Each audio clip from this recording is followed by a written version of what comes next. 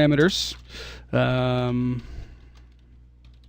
clamp P for parameters. There we go.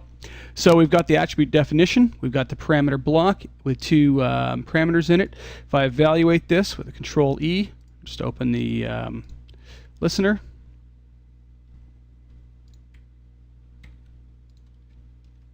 I should get an attribute definition returned to me. So now that I know I've got that, what I need to do is I need to get the script controller, the path to it, and add it. So cust attributes dot add, and what do I want to add it to? I want to add it to the second controller in the position list. So let's find it. $ dot position dot controller. If I just evaluate that, that will return the position list.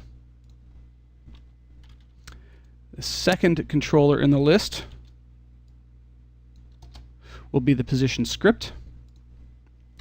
And I need the actual node that it's on, and that's going to be the controller itself. So there's the actual position script controller. And then I need to list the definition, def. So custom attributes dot add to this controller. I want to add this definition. So if I evaluate that, it comes up true. And if you open up the position list now, you can see there's actually a clamp custom attribute in there with an XY value. And the way I'm going to get this to work, and the reason I'm doing this and adding this to the position script, is that we're going to make this completely name dependent. If I had to actually call back on itself, I may even get a loop problem with the position script. I may actually end up with a dependency loop sort of thing if I was calling on itself, because this currently sits on this object, and if I called on that object, I could actually get errors and whatnot. This way I'm going to get it around entirely. I'm going to get around the name dependency and everything. So what you do in a script then is you use this and this dot x on this dot x on the script controller will return that channel there. This referring to itself, the controller itself, and .x, the new parameter that's been added to it. You could actually, the long form would be this.clamp.x, but you can actually get, bypass that entirely, the clamp entirely, and just say this.x. Not quite ready for it yet. What I'm going to do now is I'm going to take the controllers, the X and Y controllers that are on the circle, and I'm going to instance them into these two parameters here. Knowing that I can get access to them directly in the script controller means that I can now control the X and Y here. I can control directly. So what I'm going to do is I'm just going to go into the track view, and with a circle, and I'm going to say copy,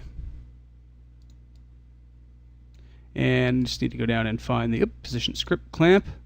There's the X, paste, instance, and take the Y position, copy, paste instance.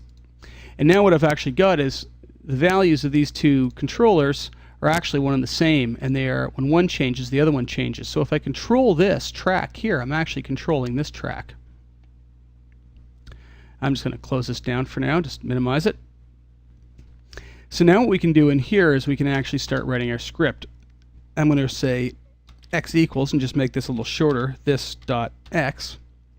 We'll actually return this and say print x, and evaluate. You can see it's returning 0, and it's actually returning the value currently of the object as it moves side to side. So there's the basic way you get access to it.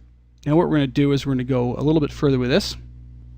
We're going to say x equals 0, because there's actually a little trick that we have to get around as well, and y equals 0 to start with. And next what we're going to do is we're going to say if this dot x is greater than 5, and it's 5 because this is currently 10 units across and down. That means that it can't travel any more than 5 units off center before it should hit the edge.